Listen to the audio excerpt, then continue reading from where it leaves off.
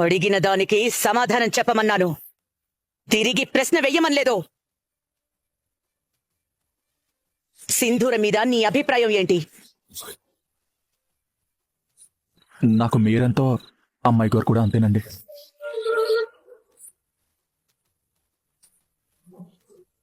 నాకు మోసం చేసేవాళ్ళంటే నచ్చదు. అలాంటి వాళ్ళని క్షమించను కూడా క్షమించను. బంధువులైనా, స్నేహితులైనా, కన్న పిల్లలైనా, కట్టుకున్న భర్తైనా, ఆఖరికి నా దగ్గర పని చేసేవాళ్ళైనా సరే, ఎవ్వరికి ఇవ్వాల్సిన గౌరవం వాళ్ళకిస్తా. అందరినీ అభిమానిస్తా. కానీ నన్నెవరైనా మోసం చేస్తే తన పర అనే భేదాలు కూడా చూడను.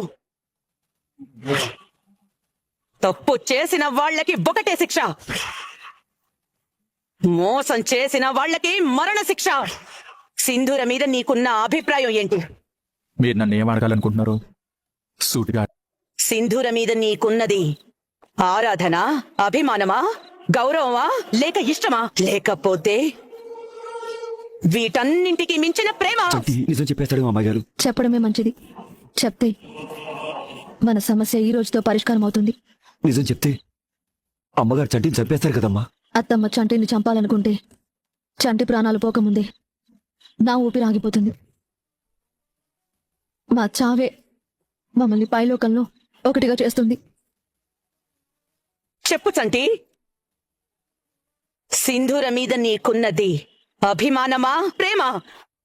అమ్మగారు, మీకు నా మీద ఎట్లాంటి అనుమానం ఎందుకు వచ్చింది అమ్మగారు? ఒక మనిషి గురించి ఆలోచించడానికి కారణం ఉండక్కర్లేదు, కానీ కారణం అనేది లేకుండా అనుమానం కలగదు, పుట్టదు. నీ చూపుల్లో తేడా గమనించాను, నీ మాటల్లో తేడా గమనించాను, నీ ప్రవర్తనలో కూడా తేడా గమనించాను. అందుకే అడుగుతున్నాను, నీది అభిమానమా, ప్రేమ? పంతులు గారు ముహూర్తం పెడుతున్నప్పుడు నువ్వు సింధూర చేతుల్ని అభిమానంతో పట్టుకున్నావో, ప్రేమతో పట్టుకున్నావో అర్థం కావడం లేదు. ఈరోజు నువ్వు సింధూర కోసం చీరని ఎంపిక చేస్తున్నప్పుడు నీ కళ్ళలో ఆనందం చూశాను. ఆ ఆనందం అభిమానమో, ప్రేమో నాకు అర్థం కావడం లేదు. సింధూర బాధపడితే భరించలేకపోతున్నావు, సింధూర కన్నీళ్లు పెట్టుకుంటే చూడలేకపోతున్నావు. అది అభిమానమో, ప్రేమో నాకు అర్థం కావడం లేదు. సింధూరకి పెళ్లి జరిగే ప్రతి విషయంలో సొంత మనిషి కన్నా ఎక్కువగా తపన పడుతున్నావు, ఆరాట పడుతున్నావు.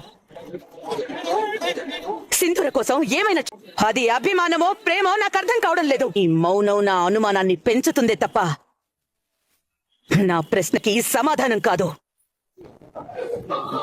చివరిసారి అడుగుతున్నాను, నీది అభిమానమా, ప్రేమ? నిజం కాదని మీకు తెలియాలంటే సింధూరమ్మ గారికి కౌశిక్ బాబుకి పెళ్లి ఆ పెళ్లి జరిగేలా నేనే చూడాలి. వాళ్ళిద్దరు పెళ్లి తప్పకుండా జరిగి తీరత మధ్యలో నాకు అన్నిటికన్నా ఇష్టమైంది మా అమ్మండి. నేను పూజించే దేవుళ్ళు, దేవతల కన్నా నాకు మా అమ్మ అంటేనే ఎక్కువ ఇష్టం.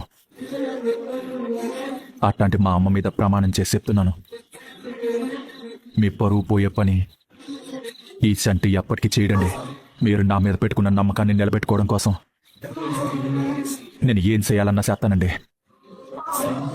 మీ నమ్మకాన్ని గెలిపించడం కోసం నా ప్రాణాలైనా ఇస్తానండి. ఇంత చెప్పినా కూడా మీకు నా మీద నమ్మకం కలగకపోతే నా తలని మీ కాళ్ళ దగ్గర పెడుతున్నాను. మీ నమ్మకాన్ని బతికించుకోవడం కోసం ఇప్పటికీ ఈ చంటిగాడు తప్పు చేస్తున్నాడని మీరు అనుకుంటే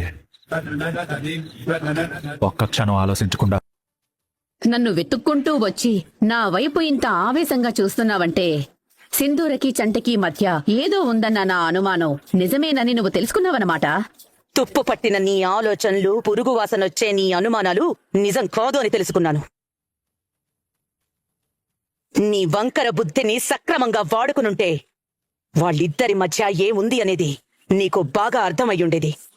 నువ్వనుకున్నట్టు చంటి నమ్మక ద్రోహి కాదు. నా నమ్మిన బంటు చంటి పనోడే కావచ్చు, కానీ చంటి అనేవాడు నమ్మకానికి ప్రతిరూపం, విశ్వాసానికి నిలువెత్తు నిదర్శనం. ఓ ఆ అవునా? మంచి మనసున్న స్వచ్ఛమైనవాడు చంటి. అలాంటి వాడి మీద బురద జల్లాలి అని నీకెలా అనిపించింది? ఒక అబద్ధాన్ని నిజమని నువ్వు నమ్ముతున్నప్పుడు వేట కుక్క కూడా పాడి ఆవులాగే కనిపిస్తుంది. నువ్విప్పుడు అదే స్థితిలో ఉన్నావని, నీ కంటికి పొరలు కమ్మేశాయని నాకు బాగా తెలుస్తోంది. కంటికి పొరలు కమ్మడానికి నిజమేదో అబద్ధమేదో తెలుసుకోలేని మైకంలో నేను లేను. అబద్ధాన్ని నిజమని నమ్మే మూర్ఖురాల్ని కాదు. వాడేదో సత్యహరిశ్చంద్రుడు శ్రీరామచంద్రుడు అన్నట్టుగా ఆ చంటిగాణ్ణి ఆకాశానికి ఎత్తుతున్నావేంటి? నిజం చెప్పకుండా వాడు నీ దగ్గర తెగ నటించేస్తున్నాడు. వాడి నటనకి నువ్వు ముగ్ధురాలివైపోయావని నాకు అర్థమైంది. వాడిది నటన కాదు, వేలెత్తి చూపించలేని మనస్తత్వం, మచ్చలేని సంస్కారం వాడిది. చంటికి సింధూర మీద ఎలాంటి దురుద్దేశమూ లేదు. నీకు తెలియని ఇంకో విషయం ఏంటో తెలుసా? చంటే దగ్గరుండి సింధూర పెళ్లి జరిపిస్తానని నాకు మాటిచ్చాడు. మాటివ్వడమే కాదు, వాళ్ళమ్మ మీద ఒట్టేసి మరీ చెప్పాడు. ఓ అలాగా? పేరు, ప్రతిష్ట, పలుకుబడి, గౌరవం, మర్యాద, ఆస్తి, అధికారం, స్థాయి, సామర్థ్యం అన్నీ ఉన్న చెంచలమ్మ గారికి ఒక పనోడు దగ్గరుండి పెళ్లి జరిపిస్తానని మాట ఇవ్వడం అంటే వినడానికే చాలా చండాలంగా ఉంది. నీ కోడలి పెళ్లి ఒక పనోడు జరిపిస్తానన్నాడని చెప్పడానికి కొంచెమైనా సిగ్గనిపించడం లేదా? ఈ మాట నాతో అంటే అన్నావు గాని ఇంకెవ్వరితోనూ అనకు, జనం నవ్వుకుంటారు. సంస్కారానికి గొప్ప బీద అనే తారతమ్యం లేదు. నమ్మకానికి పనోడు పేదోడు అనే తేడా లేదు. ఆ విషయం తెలిసిన సంస్కారం ఉన్నవాళ్ళు ఎవ్వరూ ఇలా వాగరు, మెచ్చుకుంటారు. నీతో వాదించి ఉపయోగం లేదు. నీలాంటి వాళ్ళు చెబితే నమ్మరు, జరిగినప్పుడే నమ్ముతారు. నీ నమ్మకం నిజమో భ్రమ అన్నది జరిగినప్పుడు నీకే తెలుస్తుంది. ఇలా ఆవేశపడితే ఉపయోగం ఏముంది చెప్పు? నా ఇంట్లో ఏ శుభకార్యం జరిగినా బంధువులు శత్రువులు అని చూడకుండా ప్రతి ఒక్కరికి ఇంటికి వెళ్లి రమ్మని పిలవడం నాకు అలవాటు. ఆ అలవాటు ప్రకారం నువ్వు నా శత్రువని తెలిసాక కూడా నా కొడుకు పెళ్లికి రమ్మని నీ ఇంటికి వచ్చి పిలిచాను. నీలాంటి వంకర బుద్ధులు ఉన్నవాళ్లు నా శుభకార్యానికి రానవసరం లేదు. అందుకే ఈ పెళ్లికి నిన్ను